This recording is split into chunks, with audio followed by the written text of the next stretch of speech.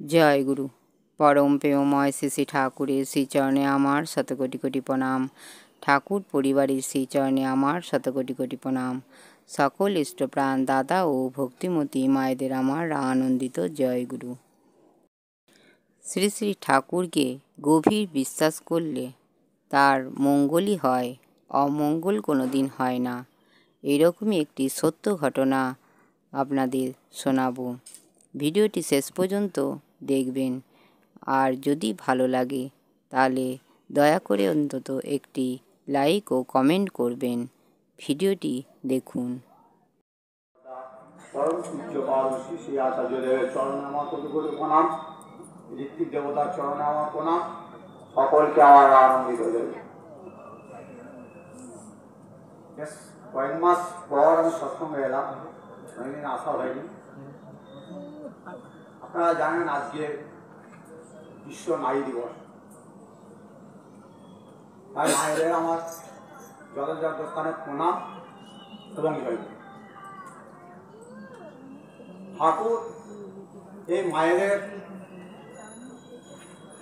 কোন জায়গায় নিয়ে গেছেন এবং তাদের স্থান কোথায় রেখেছেন তা আমরা সকলেই জানি।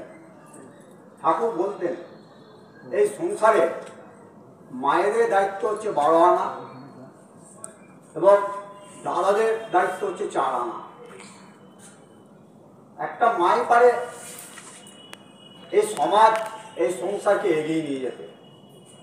তাই ঠাকুর মায়েদের জন্য নারীর নীতি একটি গ্রন্থ লিখে ফেলেছিলেন। যাই হোক, পরম পূজ্যপাদ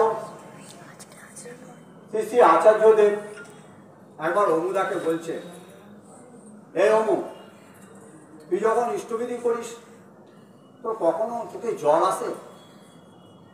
অমুদা বলছেন যে আগে ইষ্টবিধি করছি, আমার গুরুকে আমি ভোগ নিবেদন করছি, এ তো আনন্দের বিষয়, চোখে জল আসবে কেন?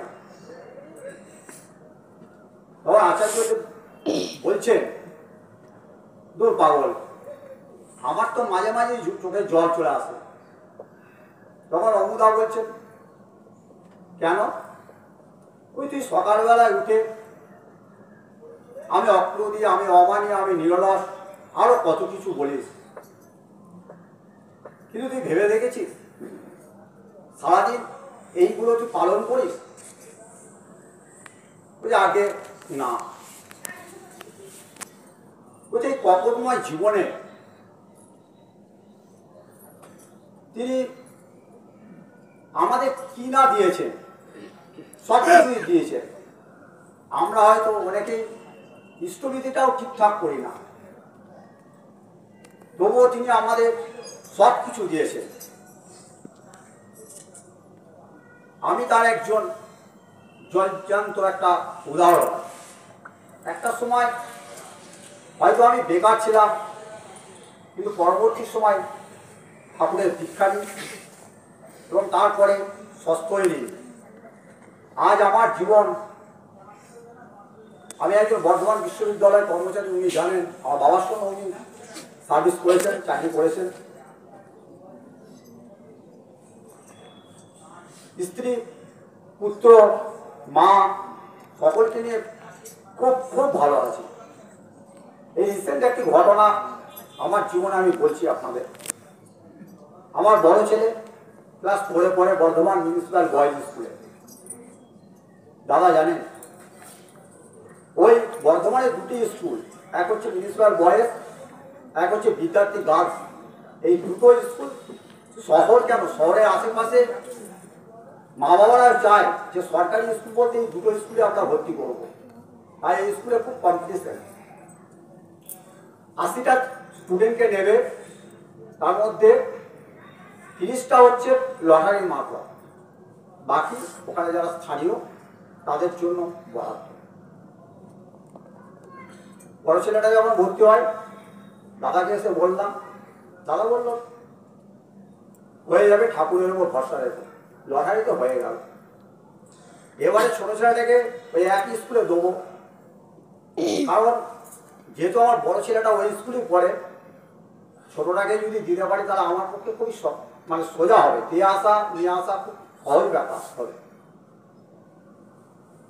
ফর্ম ফিল আপ করলাম, লটারির দিন ছোট ছেলেটার নাম উঠল না, লটারিতে মনটা একটু খারাপ হলো। ঠাকুর সত্যানুসরণে বলেছে সৎ কর্মীর কখনো অকল্যাণ হয় না, একদিন আগে একদিন।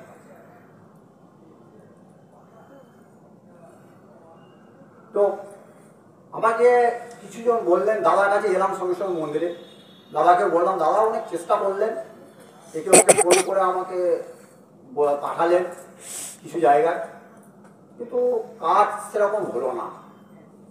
মনটা খুব ভেঙে গেল যে কি হবে। ঠাকুর বললেন সত্যানুসারে গভীর বিশ্বাসে সবই সম্ভব, বিশ্বাস করো, সাবধান, অহংকার অধৈর্য বিরক্তি না আসে, যা চাও তাই পাবে।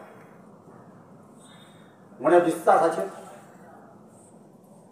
ডিআই অফিসে অ্যাপ্লাই করলাম, ফর্ম ফিল আপ করলাম। ডিআই অফিস থেকে 20 জন স্টুডেন্টকে নেওয়া হলো, সেখানেও দেখছি ছেলের নাম নেই। এদিকে প্রায় 1 মাস উপর হয়ে গেল, ক্লাস হয়ে গেছে, আশা প্রায় ছেড়েই দিলাম। দাদাকে ফোন করলাম, আবার দাদা ডিআই অফিস থেকেও তো হয়নি। দাদা বললো দেখো কি হয় শেষ পর্যন্ত। আমার বড় ছেলেকে আনতে গেছি 3টের সময়। আমারই ছেলের সঙ্গে পড়ে, ভদ্রলোকের ছেলেটাও পড়ে, খুব একটা তার সঙ্গে কথা টথা হয় না বা মুখ চেনা আছে। উনি আমাকে জিজ্ঞেস করলেন, আচ্ছা তোমার ছোট ছেলেটা হয়েছে? বললাম না দাদা, লটারিতেও হয়নি, ডিআই অফিস থেকেও হয়নি, কোনো জায়গায় কিছু করতেও পারিনি, বহু জায়গায় ছুটেছি হয়নি। বললো ঠিক আছে, তোমার ছোট ছেলে ফর্মে জেরক্স তোমার কাছে আছে? আমি বললাম হ্যাঁ, আমার গাড়ির টুল বক্সে আমি 2টো জেরক্স করে রেখেছিলাম। বললো আমাকে একটা দাও, আমি চেষ্টা করে দেখবো, না হবার চান্সই বেশি। ওনাকে দিলাম। 1 সপ্তাহ পর উনি আমাকে ফোন করলেন, বললেন প্রাইমারি স্কুলে হেড স্যারের কাছে গিয়ে তুমি আমার নাম বলো, আমার নাম এই, তুমি আমার নাম বলো, সব কথা আলোচনা করবো কি হয়। আমি গিয়ে বললাম, উনি আমাকে পাঠালেন। তাহলে এইটা দিতে বললাম হবে। আচ্ছা ঠিক তাহলে আছে, একটা উনি ভিডিও একটা ফর্ম দিলেন, ফিল আপ করলেন, বললো কাল থেকে ছেলেকে দেবো, স্কুলে নিয়ে আসবে। আবার যখন কি হবে তখন আবার চালিয়ে দেবো, হয়ে গেল। কি করে এটা সম্ভব হলো? কেটে দিতে ওনাকে আমি ভালো করে চিনিও না, জানিও না দি আবার একটা নতুন করে সেরকম ভাবে। তো হঠাৎ করে ছেলেটাকে ভর্তি হয়ে গেল।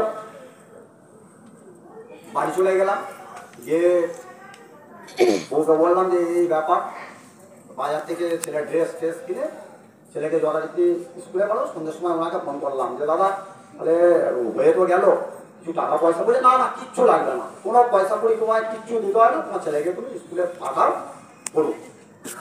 এই হলো ঠাকুরের ম্যাজিক। ঠাকুরকে নিয়ে চললে সবই সম্ভব। আমরা যারা ঠাকুরকে নিয়ে চলি, ঠাকুরের একটু বিধানগুলো আমরা পালন করি, আমরা তার ফল আমরা সবসময় আমরা পাই। আজকে 4 কোটি মানুষ দীক্ষিত ঠাকুরের, কেন? 10 কোটি, 10 কোটি কিসের জন্য? নিশ্চয়ই কিছু আছে, রসদ আছে, নাহলে এত মানুষ কেন ঠাকুরের দীক্ষা গ্রহণ করবে? দেওঘরে আমরা দেখতে পাই কত মানুষ কত কষ্ট করে থাকে। এমন এমন মানুষ আছে যারা এসি ঘর ছাড়া তাদের